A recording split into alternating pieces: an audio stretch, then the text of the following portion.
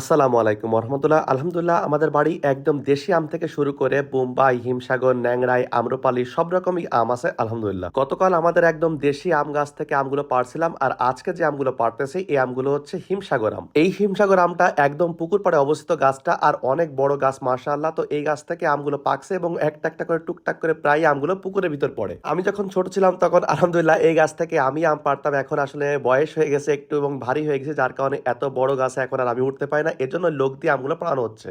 আপনাদের কোন এলাকায় কেমন কি সিস্টেম যায় না, তো আমাদের এলাকায় সাধারণত যে আমগুলো পাড়ে সে পাড়া আমের অর্ধেক নিয়ে যায় অথবা 3 ভাগের 1 ভাগ নিয়ে যায়। তো যাক আলহামদুলিল্লাহ, এই কাকা যে আমটা পাড়তেছে ইনি 3 ভাগের 1 ভাগ আম নিয়ে যাবে, আর বাকি 2 ভাগ আম আমাদেরই থাকবে। যেহেতু আম আসলে আমাদের এখানে পাড়া সম্ভব না, তাই বাধ্য হয়ে এই আমাদের স্থানীয় কাকা আছে ওনাকে দিয়ে আমগুলো পাড়ানো হচ্ছে আজকে।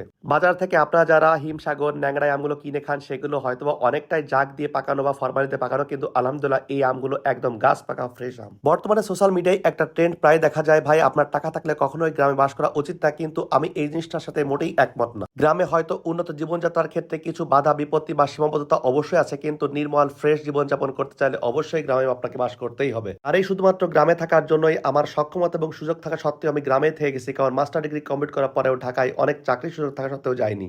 আসলে প্রত্যেকের রুচি চয়েস পছন্দ সম্পূর্ণ আলাদা, কে কোথায় থাকবে তা একান্তই তার নিজের ব্যাপার। তবে আমার সত্যিকার অর্থে গ্রাম ভালো লাগে, যার কারণে আমি আসলে এই গ্রামটা ছাড়তেই পারলাম না। গ্রামের এই নির্মল প্রকৃতি, মাঠ ঘাট, ক্ষেত খামার, গরু ছাগল, হাঁস মুরগি এইসব নিয়ে আসলে আমার থাকতে ভালো লাগে, যার কারণে আমি এখানেই পড়ে থাকলাম। তো যাই হোক, আসলে অনেক কথাই বলে ফেললাম। কথা বলতে বলতে আপনারা দেখতেই পাচ্ছেন আমগুলো পাড়া হচ্ছে, আর আমি আমগুলো নিয়ে নিয়ে এখানে ঢালতেছি। এই যে আলহামদুলিল্লাহ অনেকগুলোই আম পাড়া হয়ে গেছে। যেহেতু আমগুলো গাছে অনেক বেশি পেকে গেছিল, তাই আমগুলো পাড়ার সময় টুপ টুপ করে পানির ভিতর অনেকগুলো আমি পড়ছিল, আর সেই আমগুলো পানির থেকে খোঁটার জন্য আমি পানিতেও নেমে গেলাম। কারণ এই পানির থেকে পাকা আমগুলো না তুললে পানি কাদার ভিতরে পাকা আমগুলো থাকলে পাক পাক কেমন একটা গন্ধ লাগে, এজন্য যত দ্রুত সম্ভব এই আমগুলোকে তুলে ফেলতে হবে।